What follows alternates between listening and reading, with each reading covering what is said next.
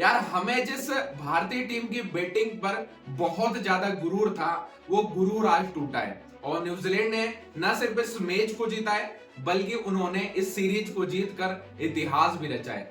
मतलब यार 80 के दौर से क्रिकेट खेल रही है इंडिया और न्यूजीलैंड, लेकिन भाई अभी तक इंडिया के अंदर ओडीआई सीरीज वो नहीं जीत पाए थे, लेकिन आज इतिहास रचा गया और न्यूजीलैंड ने न सिर्फ इंदौर का मुकाबला जीता 41 रनों से, बल्कि इस सीरीज को भी 2-1 से जीत लिया है और इतिहास रच दिया है। और जिस बैटिंग लाइन पर हमें बहुत ज्यादा गुरूर था, वो बैटिंग लाइन आज पूरी तरीके से फ्लॉप रही। लेकिन बात करनी होगी the one and only one man army king Kohli के बारे में, रन मशीन के बारे में। जहां पर रन चेस हो रहा हो और वहां पर विराट के बल्ले से रन ना आए, ऐसा हो ही नहीं सकता भाई। ये क्रिकेट का राजा है और इस बात को विराट ने ना कई बार साबित कर दिया।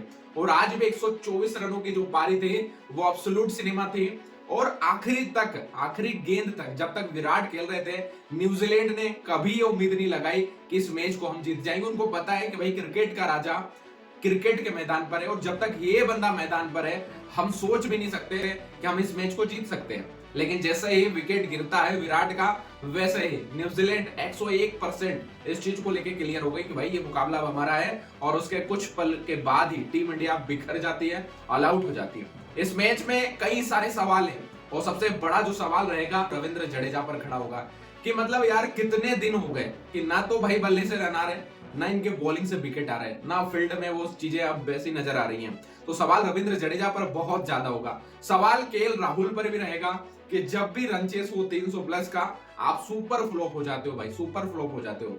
और केएल राहुल हमेशा 350 के रन चेस में कभी नहीं चले। साथ ही सवाल रहेगा श्रेयस अय्यर पर कि भाई साहब जब आपके पास इतना बड़ा लक्ष्य हो और आपके 3 विकेटें गिर जाए, उसके बाद भी आप इसी तरीके की बल्लेबाजी करोगे क्या? मतलब यार 70 रनों पर भारत के 4 विकेट गिर गए थे और उसके बाद नीतीश कुमार रेड्डी और विराट कोहली के बीच में एक 90 रनों की पार्टनरशिप होती है और दूसरी जो पार्टनरशिप होती है वो 99 रनों की पार्टनरशिप होती है और वो हर्षित राणा और विराट कोहली के बीच में होती है। इन दो पार्टनरशिप के दम पर भारत ऑलमोस्ट जीत के करीब पहुंच गया था। इसके अलावा कोई पार्टनरशिप टीम इंडिया की तरफ से नहीं होती है। Gill flop, Rohit Sharma flop, KL Rahul flop, Shreyas Iyer flop, Ravindra Jadeja flop. तीन बैटर के, सिर्फ 3 बैटर्स के बल्ले से रन आते हैं, एक किंग कोहली, नीतीश कुमार रेड्डी और हर्षित राणा। इस मैच की अगर बात करो तो न्यूजीलैंड ने 337 रन बनाए 8 विकेट के नुकसान पर। मिचेल के जिसमें 137 रन है, डेरी मिचेल के। और आप तो जानते हो ये बंदा भारत में तो भाई क्या ही छा रहा है यार, मतलब क्या ही छा रहा है। फिलिप्स के 106 रन और ब्रेसवेल के 18 गेंदों में 28 रन। वो जो 28 रन की नॉक थे वो बहुत ज्यादा करीब गई। और जो ऊपर के जो ये 38 रन है ना, बस यही टीम इंडिया को भारी पड़े हैं। बाकी तो कोई ज्यादा बड़ी बात नहीं थी। भारत लगभग मैच के करीब पहुंच गया था और शायद 300 का आंकड़ा होता तो ऑलमोस्ट हम इसे पार कर जाते, टेंशन ही नहीं थी। भारत की तरफ से हर्षदीप सिंह और हर्षित राणा ने 3 विकेट लिए। जब भारत की बैटिंग लाइन की बात आती है तो भारत 296 रनों पर ऑल आउट हो जाता है, जिसमें विराट के 124 रन आते हैं, रेड्डी के 53 रन आते हैं और हर्षित राणा के 52 रन आते हैं। विकेट्स की अगर बात करो तो फॉक्स और क्लार्क 3 विकेट न्यूजीलैंड की तरफ से आते हैं और न्यूजीलैंड 41 रनों से इस मुकाबले को जीत जाती है।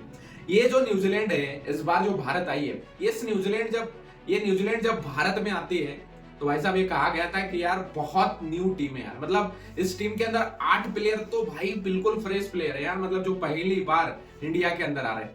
आप देखो ना, क्लार्क को देखो, फॉक्स को देखो, भाई ये कुछ प्लेयर तो ऐसे हैं जो डेब्यू कर रहे हैं। यहाँ दो प्लेयर ने तो डेब्यू किया टीम इंडिया के अंदर, है ना। तो उस टीम के साथ आकर इतिहास रचते, जैसे पिछले मैच में भी मैंने कहा था कि लेकिन एक बंदा इस टीम के अंदर ऐसा है भाई जो ओडीआई की रैंकिंग में नंबर 2 पर है और अब इस मैच के बाद तो नंबर 1 पे आ जाएगा, विराट से ऊपर पहुंच जाएगा। और डेरी मिचेल है, इस मैच का हीरो भी है, 137 रन मारे। प्लेयर ऑफ द मैच का अवार्ड भी उनको मिला, प्लेयर ऑफ द सीरीज का अवार्ड भी इसी बंदे को जाता है। और इस सीरीज के अंदर 352 रन बनाए, 2 सेंचुरी, 1 हाफ सेंचुरी। मतलब कमाल कर रहा है ये बंदा भारत के खिलाफ। वो भारत के लिए हेडक बन गया। एक तो ऑस्ट्रेलिया का ट्रेविस हेड और अब न्यूजीलैंड का डेरी मिचेल, ये भी अब उसी तरीके से तैयार हो रहा है। मतलब अगर डेरी मिचेल की लास्ट इनिंग अगर आप उठा के देख लो, पिछली 7 पारियां, तो उसमें 130, 134, 17, 63, 84, 131, 137 ये पारियां हैं इस बंदे के भारत के खिलाफ। किसी और भारत के खिलाफ भी बता रहा हूं। तो जिस तरीके से भारत स्कोर आ रहा है ना, बहुत बड़ा सिरदर्द टीम इंडिया के लिए जो है ये बन चुका है। अब बात अगर चेस मास्टर की करो, विराट कोहली की करो, तो भाई इसके जैसा तो कोई बंदा नहीं है यार। विराट जैसा कोई भी नहीं है, क्रिकेट का राजा है। अभी देखो आप, इसने 54 ओडीआई सेंचुरी कंप्लीट कर ली है, 54 ओडीआई सेंचुरी, और चेस करते हुए 29 ओडीआई सेंचुरी। और पिछली अगर 7-8 इनिंग में देखो तो भाई इस बंदे के 3 सेंचुरी भी आ चुकी है। बात अगर करो विराट की, तो टोटल इंटरनेशनल क्रिकेट में बात करो तो 85 सेंचुरी कंप्लीट हो चुकी है, और वो जो प्लान बन रहा है ना 100 सेंचुरी का, अब उससे मात्र 15 सेंचुरी पीछे है। विराट की अगर आप देखो चेस मास्टर की, तो ओडीआई के अंदर 54 है भाई सेंचुरी, टेस्ट में अगर बात करो तो 30 सेंचुरी, और T20I में 1 सेंचुरी है। यानी इस तरीके से 85 सेंचुरी जो है विराट की कंप्लीट हो गई है, और इसीलिए कहते हैं कि भाई चेस मास्टर अगर कोई है तो वो विराट है। ये जो न्यूजीलैंड है, ये जब पिछली बार आई थी तब भी हमें 3-0 से हरा के गई थी 2024 में। 3 मैचों की टेस्ट श्रृंखला थी जिसमें 3-0 से हम हारे थे, और उसके बाद से विराट और रोहित का टेस्ट से रिटायरमेंट आ गया था, रवि अश्विन का रिटायरमेंट आ गया था, और अब जब आई है तो 2-1 से इस सीरीज को हम हार गए। ठीक है, सारी चीजें। अब यहाँ पर बात अगर इस मैच की करो, इस मैच के में को किस बंदे ने हराया, अब इस मैच में अगर हार के उन कारणों पे जाओ तो आपको कुछ ऐसे चेहरे सामने नजर आते हैं जिन पर आप बिलीव नहीं करोगे। पहला नाम आता है रविंद्र जडेजा का, पिछले कई मैच से ना तो विकेट आ रहे ना रन आ रहे। दूसरा श्रेयस अय्यर, जिन पे मुझे कभी भरोसा नहीं रहा है, बट भाई लोग बहुत ज्यादा चर्चा करते हैं, मैंने देखा हर मैच में फंसा देता है। उसके बाद केएल राहुल, चेस में नहीं चलता भाई, चेस में नहीं चलता है, 350 के रन चेस में ये कभी भी नहीं चला। बात अगर करो रोहित शर्मा की, तो रोहित शर्मा इस सीरीज में नहीं चले भाई, तीनों मैच में नहीं, कमाल का प्लेयर है, सारी चीजें, बट इस सीरीज में नहीं चले। गिल जो कि कप्तान है, जिनको रिस्पॉन्सिबिलिटी लेना चाहिए इस मुकाबले में, जहां पर चेस करना था 350 के आसपास का, नहीं चला गिल। तो कई सारे कारण हैं। इंटरटेनमेंट की अगर बात करें तो भाई साहब जो पारी थी हर्षित राणा की, वो बहुत एंटरटेन करके गई, और बहुत बड़ा मैसेज भी देके गई कि भाई जिस भविष्य को हम तलाश कर रहे थे वो भविष्य बहुत आगे निकल चुका है।